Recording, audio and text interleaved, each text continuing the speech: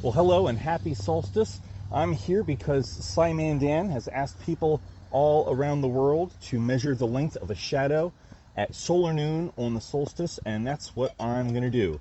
My name is Will Estes. I'm a math and science teacher based in Pennsylvania in the United States, and so I figure why not put this ring stand to use while school's out of session. I'm going to take a meter stick and go ahead and just stand that up in there vertically. All right, so before I actually get to measuring, I need to make sure that the surface is flat and level. So that's what the spirit level's for.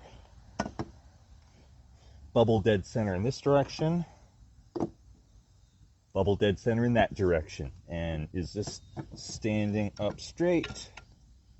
Yes, it is. And so I have here a vertically standing meter stick casting a shadow.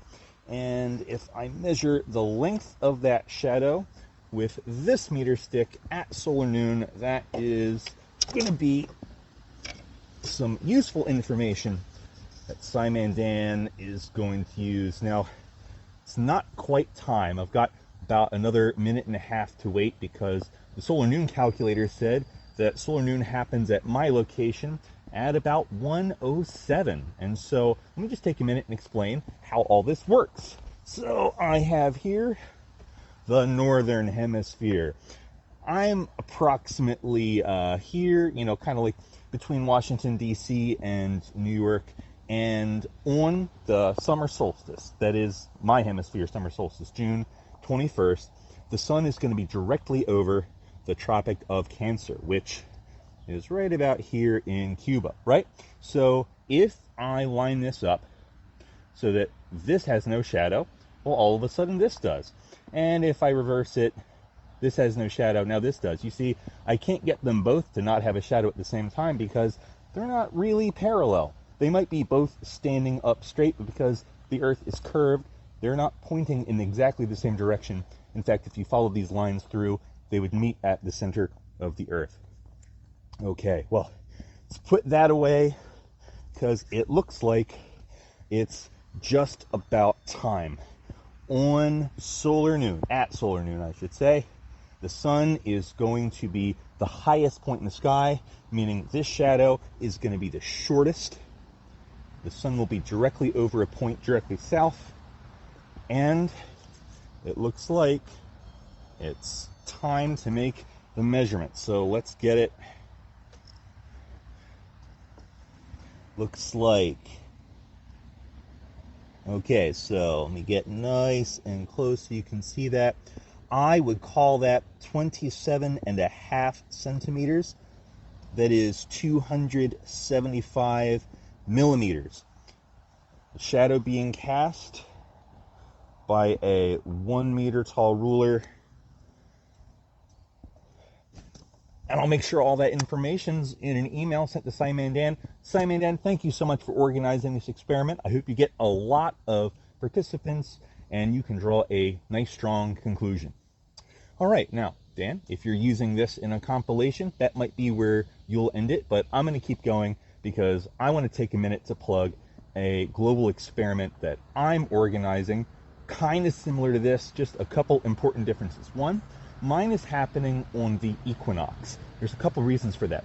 One, like I mentioned, I'm a teacher, and I don't have school today because, well, it's the first day of summer. I can't do this experiment with my students.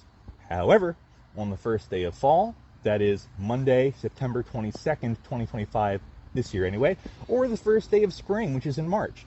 Those both happen during the school year, which means that I can perform this experiment in classrooms with students on those days. And I would like students from all over the world to be able to participate in this experiment. The other reason why I think the equinox is a good day to do this on is because the summer solstice is hemisphere specific. If you're watching this in the southern hemisphere, today is your first day of winter. But on the equinox, both hemispheres get an even amount of sunlight, and so it seems a bit more equitable to do it that way. Another difference between this experiment and the one that I'm organizing is that this one involves a degree of longitude. Let me show you what I mean. So I performed this experiment, the one that I'm seeking to organize, last spring with a school that we do an exchange program with in Germany. Now you'll note that these two are not on the same longitude whatsoever. In fact, they got their solar noon more than 5 hours before we got ours. And that means that mathematically you can construct a spherical triangle, use not only the latitude difference but also the longitude between them to calculate an angle inside the Earth, which is how you can get a radius. So by taking pairs of classrooms of participants all over the world constructing these spherical triangles, doing some complicated math, if you're curious about that, it's all explained in videos on my channel. Otherwise, Dan, I hope you have a good experiment here, and if this is fun and interesting to you, I'd love to have your participation in the fall. See ya.